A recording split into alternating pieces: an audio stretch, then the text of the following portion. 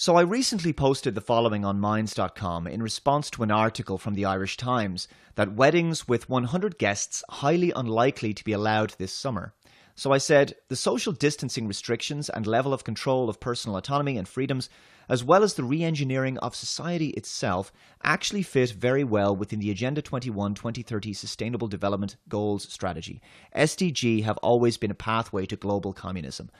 Governments now know that many people in the West are surprisingly easy to control when significant fear is instilled in them over a prolonged period of time. Governments can now determine how far people can travel from their home. They can determine what social activities, jobs, and businesses are essential. They can close pubs, restaurants, and other public spaces. They can forcibly break up groups over a certain size. They can specify the number of people permitted in your private residence or even the maximum number of guests at your wedding. Will society also simply acquiesce to the invasiveness of contact tracing and tracking apps, as well as mandatory testing? And finally, will they submit to mandatory vaccinations or else suffer social ostracization and marginalization? If people have already accepted the precedent of removal of all their other rights and freedoms, on what grounds can they refuse the loss of their bodily sovereignty? I believe we're in the midst of a serious cultural change here. The populace at large now no longer believe their freedoms are inalienable, but instead see them as little more than concessions granted to them by the state. So, welcome to an entirely different world, at least for now, until people wake up. And I want to talk about the World Economic Forum and what they refer to as the Fourth Industrial Revolution, the groundwork of which has been laid through the Agenda 21 and Agenda 2030 projects, and they're now referred to as the UN's Sustainable Development Goals. In this video, I will simply be presenting you a collection of articles and videos showing you a general trend of where the world appears to be going, and I think you'll begin to see some patterns emerge. First things first, this article is from the World Economic Forum from 2016. Welcome to 2030. I own nothing, have no privacy, and life has never been better. Except, of course, for the technocrats who designed such a communist utopia. They're the ones who will no doubt have all the privacy, wealth, and property they want. Freedom and liberty are no longer for the proles, it appears. This article sounds like a parody. Welcome to the year 2030. Welcome to my city, or should I say our city. I don't own anything. I don't own a car. I don't own a house. Imagine thinking you could actually frame this in a positive way. I don't own any appliances or any clothes. It might seem odd to you, but it makes perfect sense for us in this city. It sounds like a prison.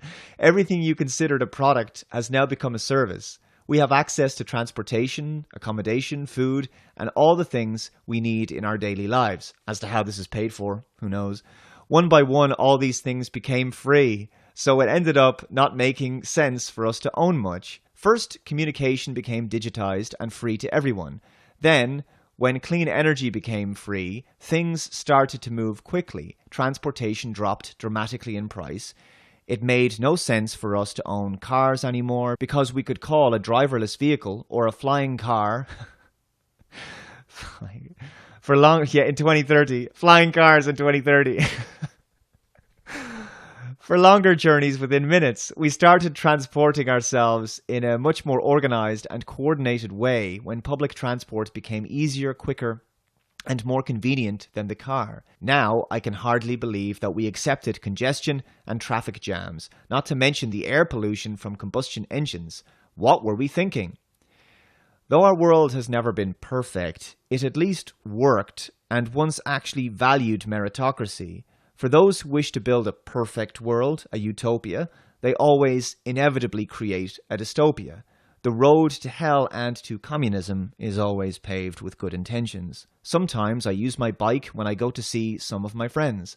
I enjoy the exercise and the ride. It kind of gets the soul to come along on the journey. Funny how some things never seem to lose their excitement. Walking, biking, cooking, drawing, and growing plants.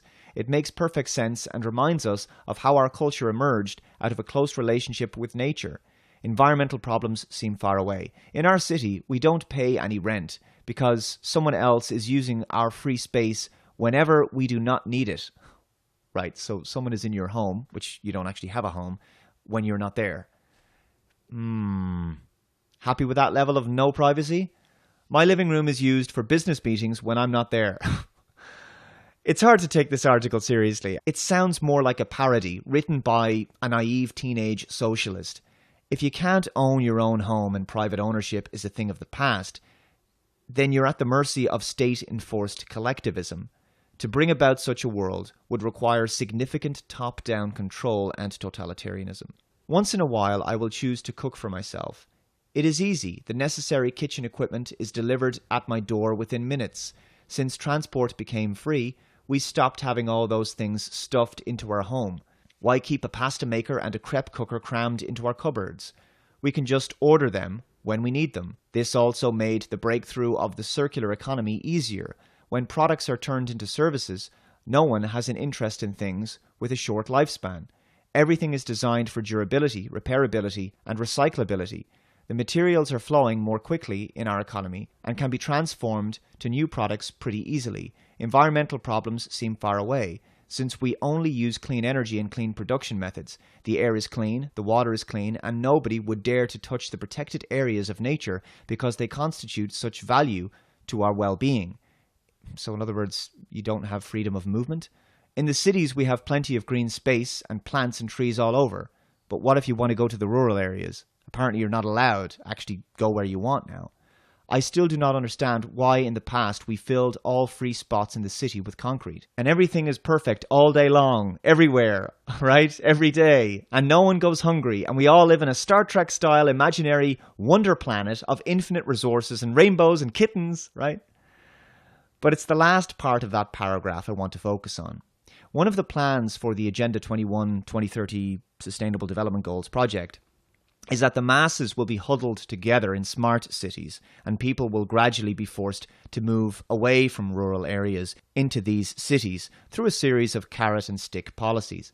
Smart cities are essentially hellish, futuristic urban prisons for the destitute masses to live in, surveilled, controlled and tracked through a big brother artificial intelligence that employs a China-style social credit system, zero freedom and a cashless society so that all financial transactions are monitored. Internet of Everything will be ubiquitous and so you'll be connected, or should I say shackled, to this technocracy whether you like it or not. Those who refuse to conform will be marginalized to the fringes and left to endure a kind of virtual gulag, cut off from the rest of society and unable to access basic services which the oligarchs will control. When these same elites create these propaganda videos with nice-sounding buzzwords like smart solutions, integrity, innovation, sustainability, sustainable growth, environmentalism, clean energy, equality, equity, blah, blah, blah, they're always referring to planetary resources that everyone needs: food, water, nature, healthcare, money, electricity, agriculture, industry. And so their plan becomes obvious for anyone who can read between the lines. Their intention is to control all of these things, to control the means of production and all of life's essentials, everything a human being needs to live. Once they control all of these things, they can force you into any kind of world that they wish to create and essentially turn you into a serf.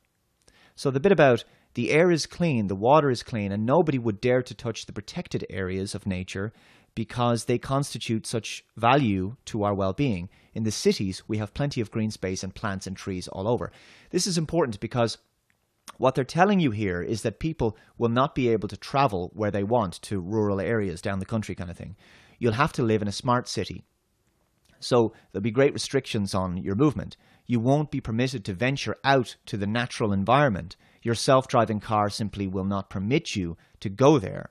You'll be able to commute between cities and urban areas, but not into the countryside. That privilege will be reserved for the uber-rich technocrats who will enjoy luxury mega homes in beautiful, unspoiled and idyllic remote locations surrounded by nature.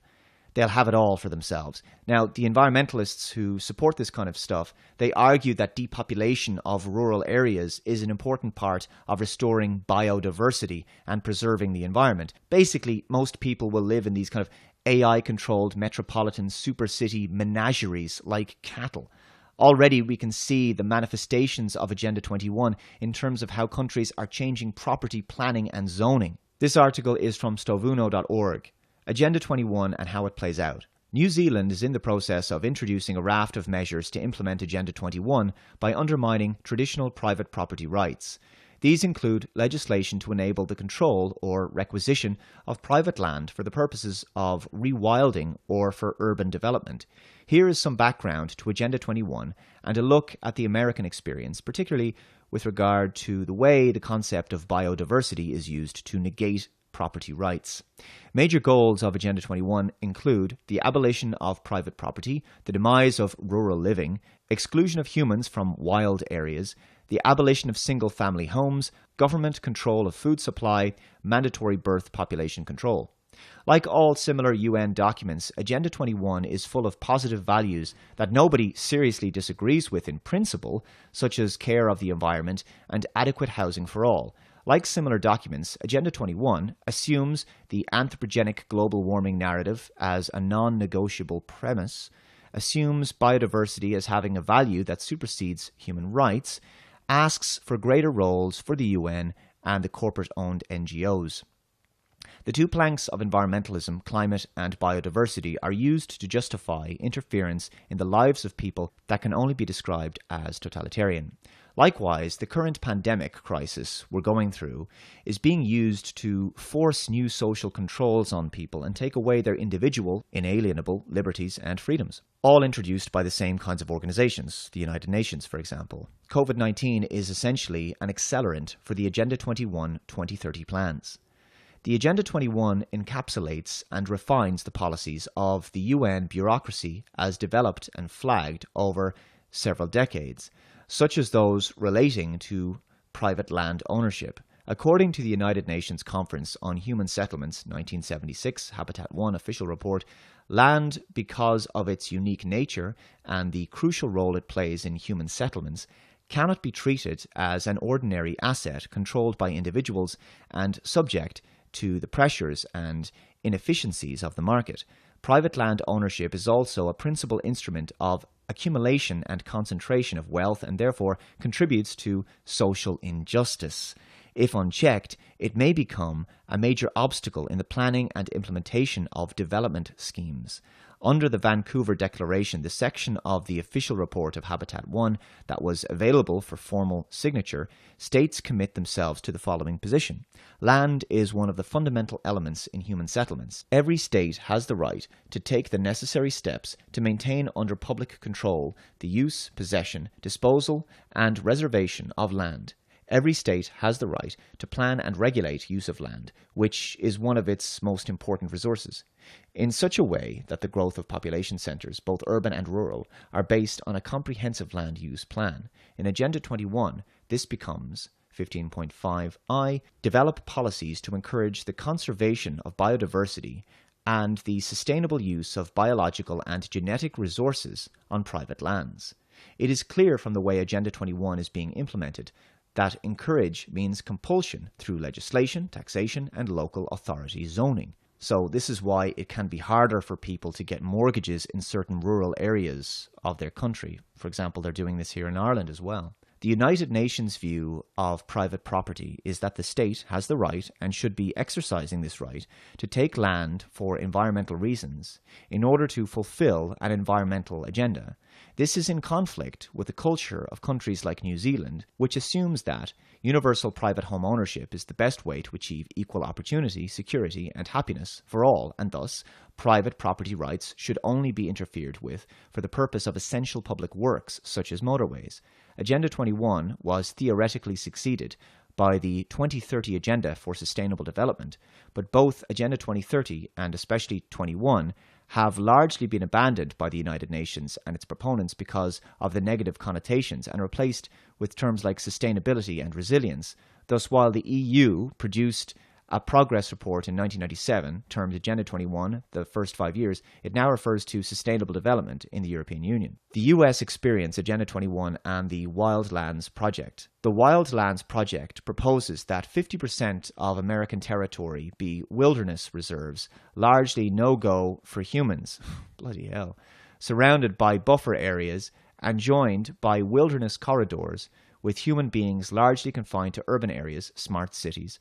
Publicity of the scope of the project led to the US Senate failing to ratify the UN Convention on Biological Diversity. Meanwhile, back in town, it is not just farmers and rural dwellings that are affected by Agenda 21 policies. The UN strategy for high-density urbanization and reduced property rights is playing out in towns and cities as well.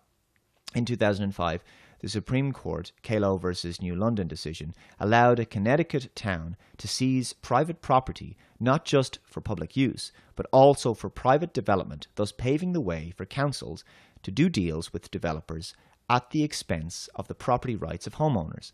The Urban Development Bill, currently before the New Zealand Parliament, is similarly designed to legalise the forced acquisition of private property for commercial development. California lawmakers are taking steps to eliminate single-family zoning by enabling all residential lots of properties in California to be legally converted into multiplexes.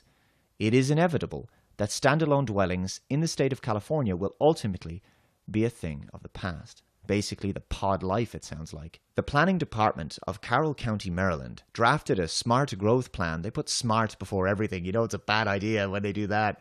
Which proposed what has been termed a breathtaking reshuffling of land rights, and which clearly serves the UN agenda of using biodiversity to eliminate single-family homes with gardens. The plan includes downzoning of agriculture land to prevent future subdivision by farmers, upzoning of low-density residential land around small towns into higher-density zoning to permit construction of hundreds of possibly thousands of inclusive housing units, including apartments and condominiums.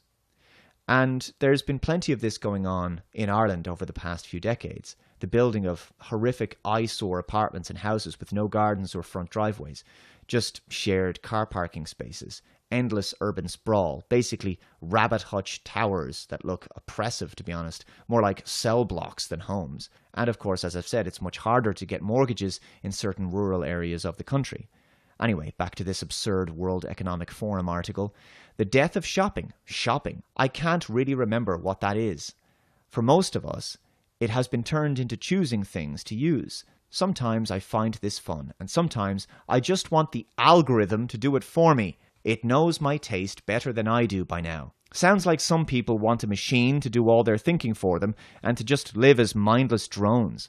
Notice that God and belief in transcendence never factors into any of these utopian ideas, mainly because God liberates humanity from the tyranny of man. That's why communists hate religion so much, especially Christianity, because it places God as the ultimate authority above man. My biggest concern is all the people who do not live in our city, those we lost on the way, those who didn't want to live like tracked and tagged cattle, those who decided that it became too much, all this technology, those who felt obsolete and useless when robots and AI took over big parts of our jobs, those who got upset with the political system and turned against it. They live different kind of lives outside of the city. Some have formed little self-supplying communities. Others just stay in the empty and abandoned houses in small 19th century villages. Actually sounds not too bad by comparison. Once in a while, I get annoyed about the fact that I have no real privacy. Once in a while. Nowhere I can go and not be registered.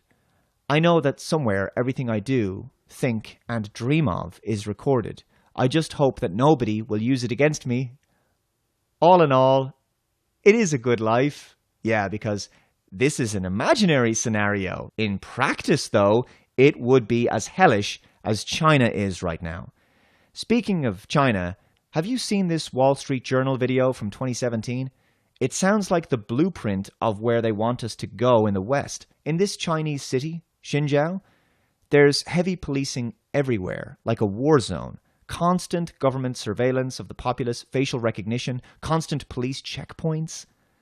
You know, it's basically hell.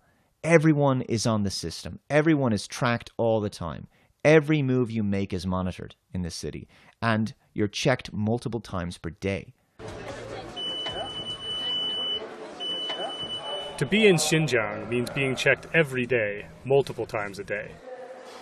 When you go to a market, when you drive a car, when you take a train, even your smartphone is checked. But what I found most striking was what this wine store owner said. He says, "It is really cumbersome.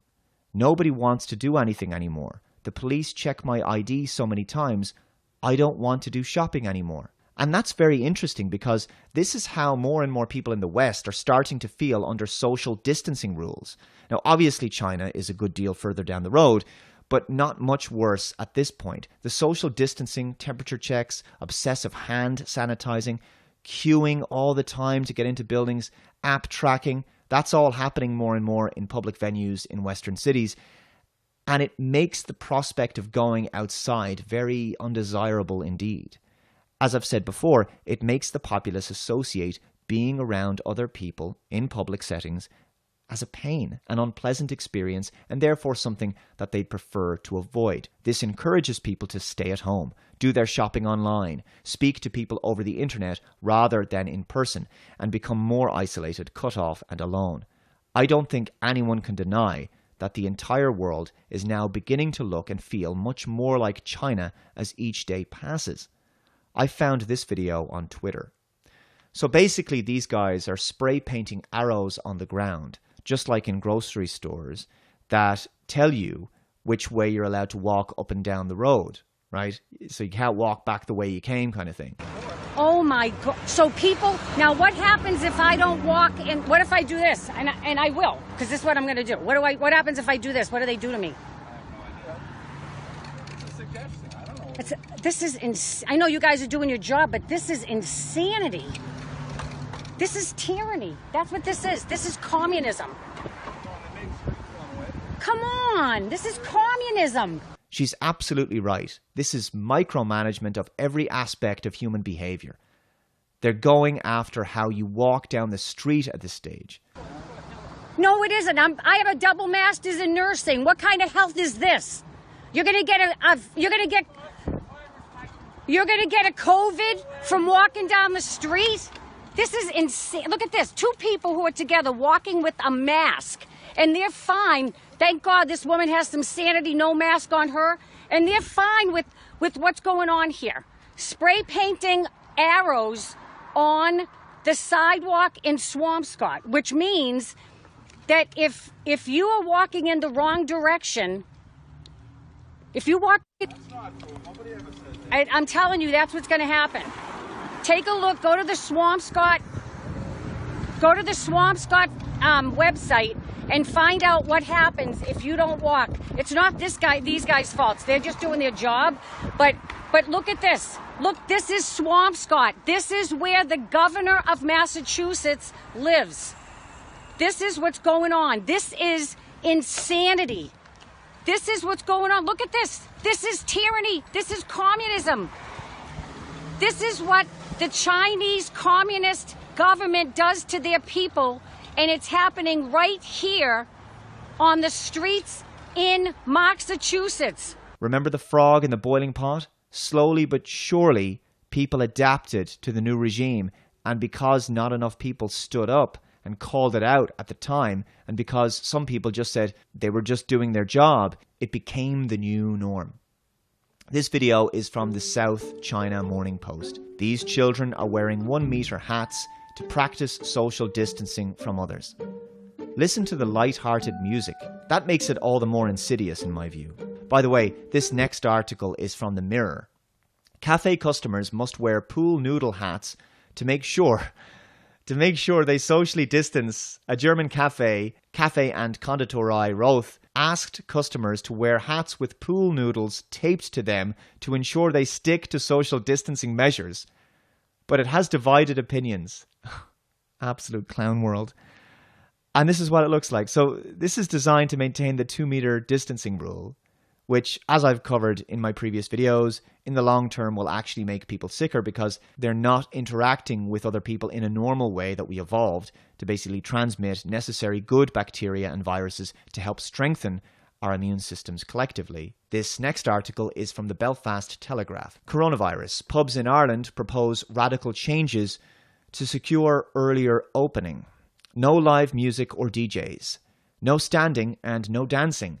This is the future of Irish pubs. Oh my God, I can't believe what I'm reading. The Irish pub is like one of the greatest social venues that you could go to in the world for the crack and for fun. And this is what we're doing now in a socially distanced world. Oh God, it's so dystopian. The pub experience will be dramatically different according to the new norm, right? The new norm. This is where we have to go now, because apparently the virus that actually is no more fatal than a seasonal influenza, this is what we have to do. The pub experience will be dramatically different according to a new set of social distancing strict guidelines, which may allow for pubs in the Republic to reopen sooner. Industry representatives will urge Dublin officials to allow bars to reopen at the same time as restaurants and cafes, with a series of strict social distancing guidelines in place. Sounds like a pub experience with no fun. Yay! According to the Irish government's roadmap to reopening the country, pubs are to reopen in Phase 5, which would be August 10th at earliest. However, cafes and restaurants will reopen under Phase 3 from June 29th. I wonder how many can actually hang on that long. It's a long time for businesses to try to survive. Pub representatives, Licensed Vintners Association and the Vintners Federation of Ireland have now joined forces to urge the Irish government to put forward pub reopening dates if publicans follow strict measures. The measures are: dispense only bars with no sitting, standing, ordering, payment or drinking at the bar itself. Customers will be seated at tables at all times, with tables service provided. No more than 4 people per every 10 square meters. A maximum of 6 people allowed at one table. This is absolute madness. Does anyone else feel like we're living in a mouse laboratory experiment? I think this will utterly destroy the fabric of Dublin's pub scene and the atmosphere that people have always enjoyed when they come to Dublin and go to our pubs. And it will take the joy out of everything, out of communities, social groups, public venues. It'll destroy nightlife.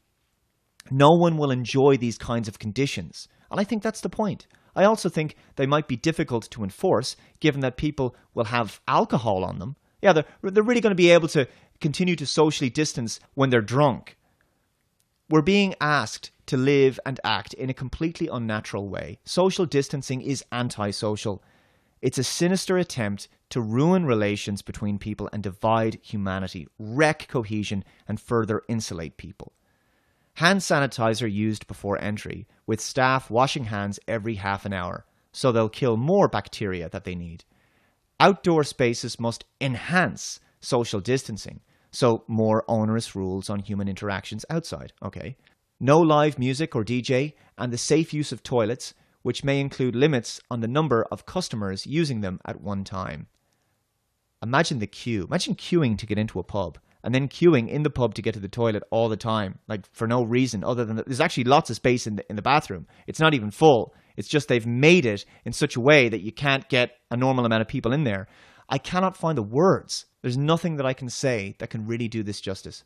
It's appalling how we're being treated, and most people are complying out of fear, and fear is ruling the herd mindset.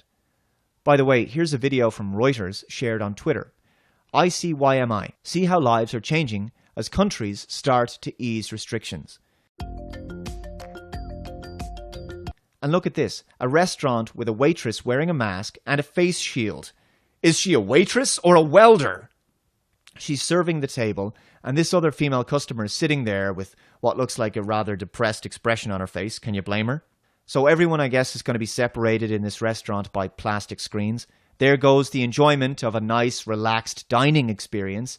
Hand sanitizer getting on the bus because we're all hypochondriacs now, and apparently, I guess, no one has access to the internet to find out from alternative media sources doing actual journalism that this entire thing is basically a giant scam. Yes, the virus is real, but it's only as fatal as an actual bad seasonal influenza. Just look at these images. This is insane. Everyone is wearing masks, unaware that the masks will actually make them sicker, but whatever. Just go along with the new COVID Sharia. Obviously, restaurants won't be able to survive. They won't have the numbers of customers to turn a profit. So that will be the end of dining out as we know it, unless people wake up and realize that this has to be stopped in its tracks. This article is from CNN. Restaurant and bar owners say social distancing could wipe out their industry, unsurprisingly. The US state of Georgia allowed restaurants to reopen on April 27th. The 3 owned by Ryan Pernice are still shuttered. The entrepreneur hasn't opened his restaurants. Table & Main, Osteria Matone, and Coalition Food and Beverage. Since March 16th, Pernice is worried about the health of his employees and customers. But there's another reason the restaurants are still shut down. They can't make a profit with social distancing rules in place. It's almost like that's the point, isn't it? So basically, all small to medium businesses won't be able to operate. Only massive corporations will survive. And in the future, it'll be a choice. Do you want to work for the government in the public sector? Or do you want to work for a massive multinational? There'll be nothing in between.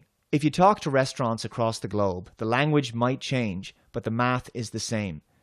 Pernice told CNN Business, restaurants and bars need volume and traffic to make them work.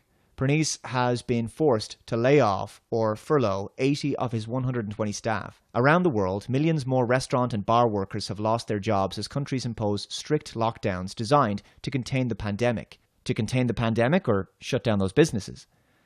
Some of those restrictions are now being eased, but restaurants and bars are not being prioritized for reopening because they are viewed as venues where the virus might spread. Restaurant owners and managers are grappling with the brutal math that underpins their industry. Margins are razor thin, forcing eateries and bars to pack in customers every night, and especially on the weekends, in order to stay afloat. In the toughest markets, that means multiple waves of guests and tables that are pushed together as closely as possible. It's a business model that is simply not compatible with social distancing. There will be no profits for us while we are social distancing, said Blaise Noack, another Georgia restaurateur who chose to reopen when restrictions were lifted last month. There are a great amount of restaurants that I've heard will never open again. Funny how mainstream media corporate offices everywhere, they're considered essential. They're not being shut down. It's interesting, isn't it? As unemployment rises to levels not previously seen in the last century, more and more people will fall into state support and welfare and eventual poverty, and people's health, mentally and physically, does not tend to do well in poverty. I've said this many times. The lockdown and social distancing will have a much greater impact on health than the virus ever did. The virus was always used as a Trojan horse for more control, to accelerate sustainable development goals, Agenda 21, Agenda 2030, and bring about mandatory vaccinations, more surveillance, and ultimately global communism. To bring about the fourth industrial revolution, first, the old world economy must be destroyed to make way for the new one. I found this video by Gulf State Analytics very interesting. As the digital, physical and biological worlds continue fusing together against the backdrop of innovation in artificial intelligence, the world is experiencing the fourth industrial revolution. I gotta say, it doesn't sound like a revolution I'm going to enjoy all that much. Advanced wireless technologies, autonomous vehicles, 3D printing, commercial drones and fintech all serve to open new areas for creativity, innovation, efficiency and economic growth. I really don't like these autonomous vehicles. I want the freedom to drive my own car. In fact, some experts estimate that up to 80% of existing jobs will be automated by the fourth industrial revolution. By the fourth industrial revolution. She has an unusual way of finishing her sentences. Anyway, this is the problem, isn't it? What exactly happens to all of those people who are made redundant by machines? You're going to have mass unemployment, so how do they feed themselves? You see, this fourth industrial revolution sounds more and more like technology-enabled communism. This utopian notion that we'll all just have infinite amounts of resources because the machines will make all our food and clothing for us and we'll just have all this leisure time. It's never worked in the past, and I suspect it won't work in the future. I don't think humanity wants to live like zoo animals in smart cities, being fed scraps by AI overlords. The impact of this transition will reach all countries of the world, bringing opportunities as well as major challenges that could threaten to unleash political, social, and economic instability. Yeah, so why are we doing it again? Why are we trying to make human beings essentially obsolete? The coronavirus pandemic, however, is hotwiring the fourth industrial revolution. The COVID-19 crisis will highlight how countries which began embracing next-generation technologies are set to adapt more easily to ongoing changes, as this disease represents a major paradigm shift. It's a major paradigm shift. And here I was thinking it was just a virus that we had to do lockdown for a few weeks, shelter in place, flatten the curve, socially distance for a bit, and then we just go back to normal, right? After the vaccine or something. But apparently the whole world has to change for this virus. Human society is being catapulted into the fourth industrial revolution, and it's almost as if, well, a paranoid person might think that the virus has been some kind of excuse or a MacGuffin that is being used to usher in this new era for humanity. As the pandemic rushes the world into the future of digitisation at a faster rate, the Gulf states are in a comparatively strong position to make this transition smoothly. But why do we have to make this transition at all? I mean, why is it necessary? Why does the world have to be rushed into this new digitised future? Why can't the people decide to just go back to the way things were and live their lives the way they did before? You know, it's almost like certain vested interest groups wanted to change our societies and economies, and the virus is the means by which they begin to normalize an entirely new paradigm for humanity, to acclimatize us to the new normal and widespread changes to our social behavior. It's just interesting, isn't it? Here's an interesting article from CNN, actually. Our cities may never look the same again after the pandemic. From Auckland to Bogota, urban planners are already adapting our cities to lockdown. But will the changes last? And which more radical design proposals, be it sewer monitors or epidemic skyscrapers, will shape the post-pandemic city? Yet more talk about how things aren't going back to normal. For advocates of walkable, unpolluted and vehicle-free cities, the past few weeks have offered an unprecedented opportunity to test the ideas they have long lobbied for. Well, isn't it just so convenient that a global virus came along in order to help facilitate this unprecedented opportunity, given the lockdown and everything, and give such people a taste of the kind of walkable, unpolluted, and vehicle-free cities that they've long lobbied for? With COVID-19 lockdowns vastly reducing the use of roads and public transit systems, city authorities from Liverpool to Lima are taking advantage by closing streets to cars, opening others to bicycles, and widening sidewalks to help residents maintain the 6-foot distancing recommended by global health authorities. Czech firm Hua Architects has meanwhile proposed a gastro-safe zone, pictured top, which uses brightly coloured ground markings to encourage passers-by to keep their distance from al fresco diners. And in Milan, one of the cities worst hit by COVID-19, designer Antonio Lanzillo has envisaged public benches equipped with plexiglass shield dividers. Here's some examples. Unreal. So looks like cities are going to become even more impersonal places. Less social trust, more fear and anxiety about a disease, by the way, which once again is no more deadly than the seasonal influenza. But let's just go ahead and change absolutely everything anyway. And look at this photograph. I mean, they're at a socially distant table, right? This guy's drinking coffee while wearing a mask, of course. That makes logical sense. Does anyone else think that the future is basically City 17 from Half-Life 2? Other ideas have ranged from self-disinfecting smart elevators to door handles that can be easily operated with elbows rather than hands. It is too soon to know which, if any, may be realized, but each idea suggests that the practice of social distancing and unease over shared surfaces could continue long after the current crisis. And that has been my biggest worry in all of this.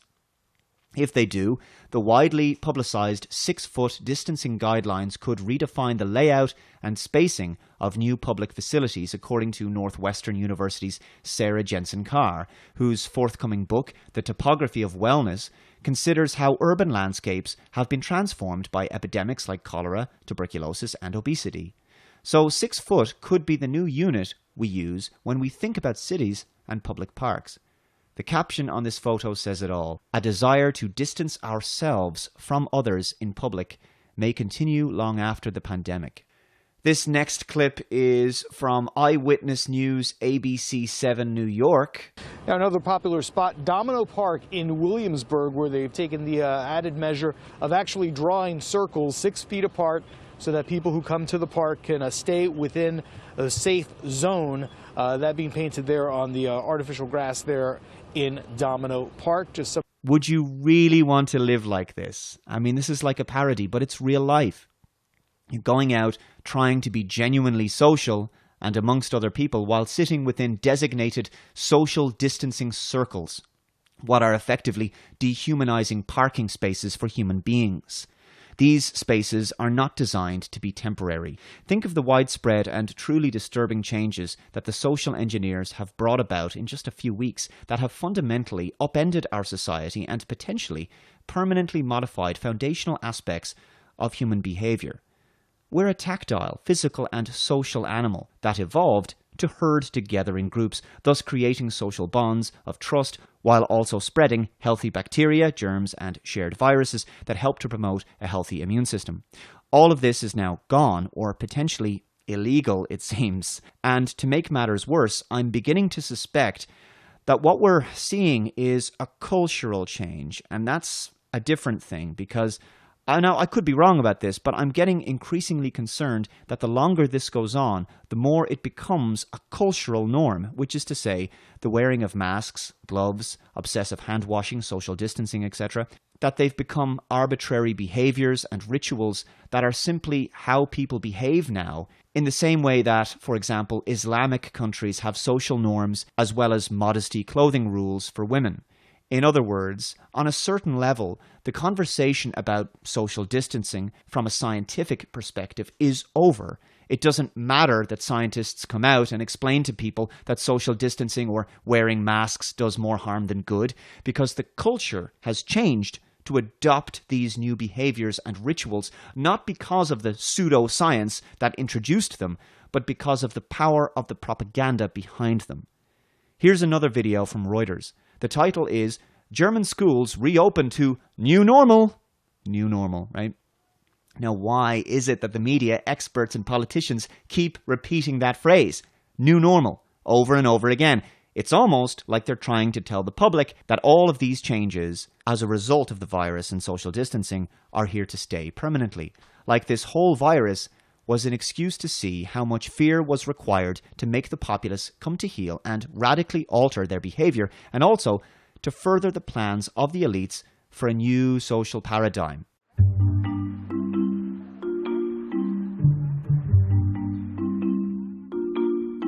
So again, with the happy, quirky, upbeat, rom-com type music.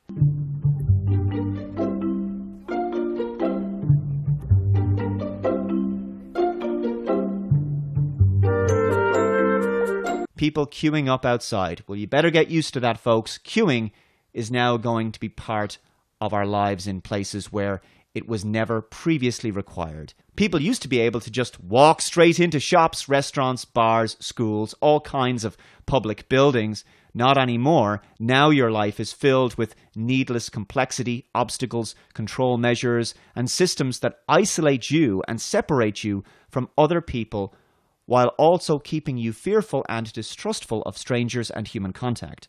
What a great new world. So much joy and love, right? It's not at all massively depressing and demoralizing or anything.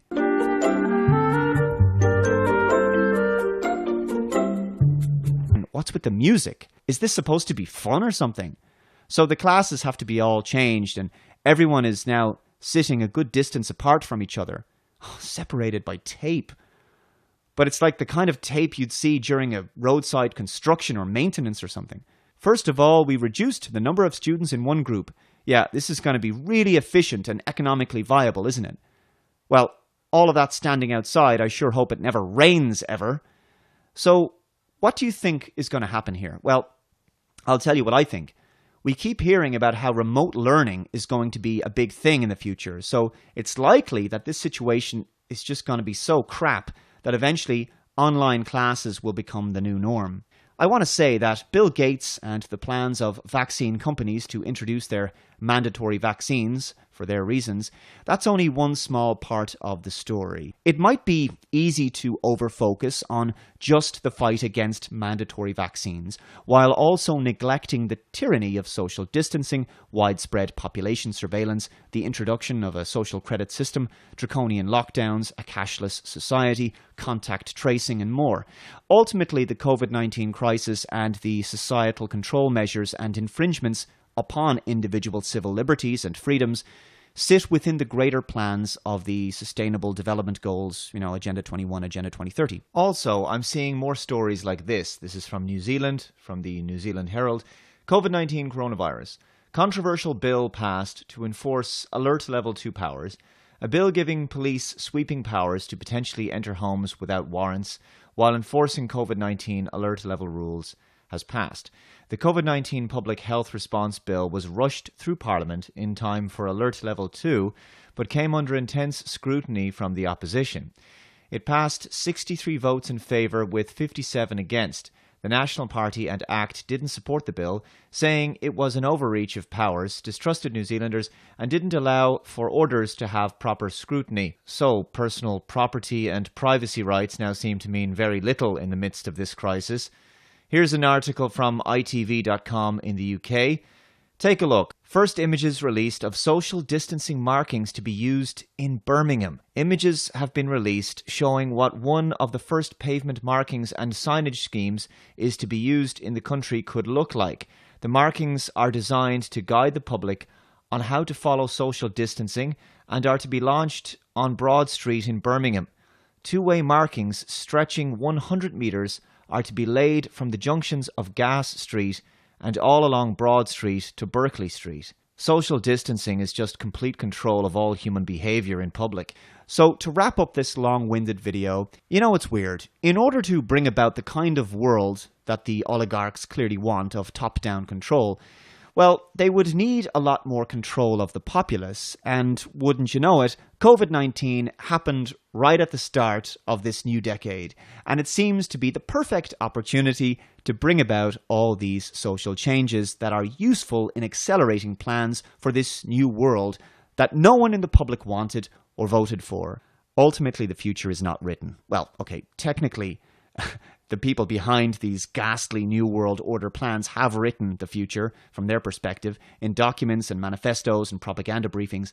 But in truth, they can't actually make it happen without our consent. And every small act of defiance, every time you don't stand on the stupid circle in the grocery store, or you walk back the other way that you're not supposed to down the aisle, or you refuse to wear a mask, every hug that you have in public, every handshake, every time people attend their places of worship when they're told that they're not supposed to, every time they gather on the streets in groups, it all shows that they do not own us and they cannot control us. Just trying to live a normal and authentic life and going about our day unencumbered is now running the risk of arrest or some kind of criminal prosecution. But I have faith in the genuine scientists, truth-tellers, and the increasing number of legal professionals now looking into this and opening public inquiries as to what is actually going on here. The problem for the global oligarchs and nut-bar psychopath control freaks seeking to bring about the New World Order is that they can only do so by constructing a house of cards. Their plans are so elaborate and interconnected that ripping away one thread, one piece of the puzzle, will dismantle the entire thing.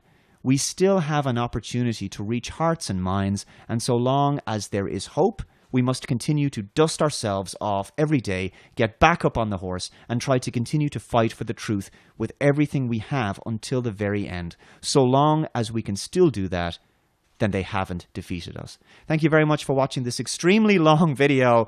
Anyway, as this is an exclusive BitChute video, please share this far and wide to reach as many people as possible. And by the way, another video of mine was removed on YouTube. My video commenting on the removal of the Dolores Cahill interview was also removed.